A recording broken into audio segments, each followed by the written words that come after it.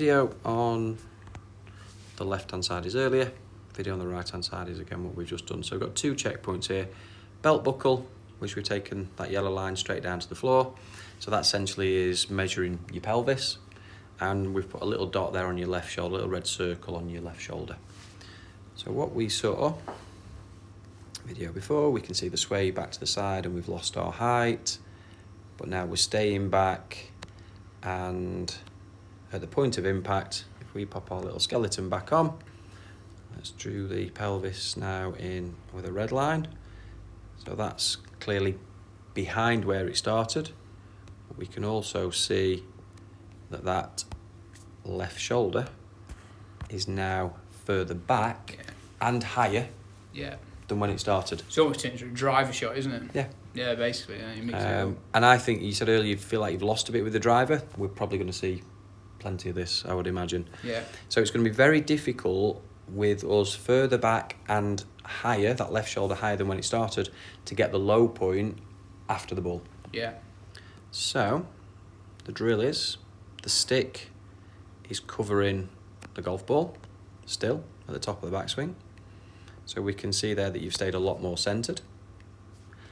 And now we're trying to get that feeling of moving forwards.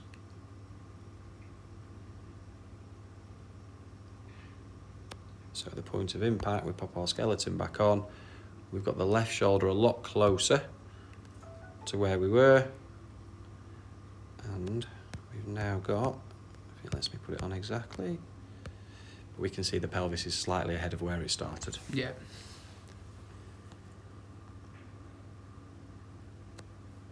So that on the right-hand side, we can see we're more forwards. We've got the left hip now definitely more over the left ankle. Left leg's obviously in a straighter line. We've got the left shoulder much closer to where it started. The pelvis has moved past where it started. We can now start to control that low point. We can get the low point now occurring after impact, which is going to give us that negative attack angle. It's going to give us a better ball strike. As we said earlier, it's going to change the path for free. The club path is a byproduct of that low point and a few other bits and bobs, but essentially that low point. And club path, we want it at. So interesting. Everybody kind of, especially when they get on TrackMan and they see it on socials, 0-0.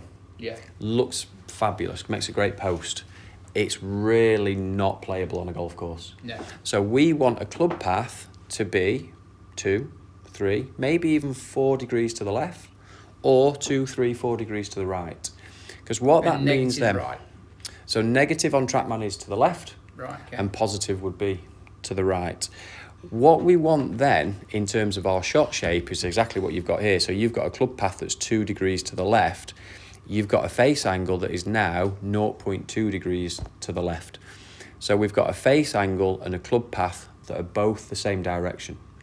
The face angle should be less than the path, so the ball has started left of target, and we've literally got a nice little fade back to the right where the ball has finished 4 feet right of target. Yeah. The reason why we want a 2 or a 3 or even a 4 club path is it gives us a bit of leeway for that face angle. Okay. If you have a club path which is 0-0 or 0 point something, that face angle has got to be 0 point something. Yeah. Now, how often on a golf course are we going to return that path and that face at 0? You don't do that consistent, are you? Can't. Unless you do it day in, day out. Yeah, exactly. So if we're 3 or 4 to the left or to the right with our club path, that club face can be 1, 2 or 3, as long as it's the same direction. And what we see then is a draw or a fade back onto target. Yeah. It makes it a little bit easier for us. One of the guys I play with, actually, he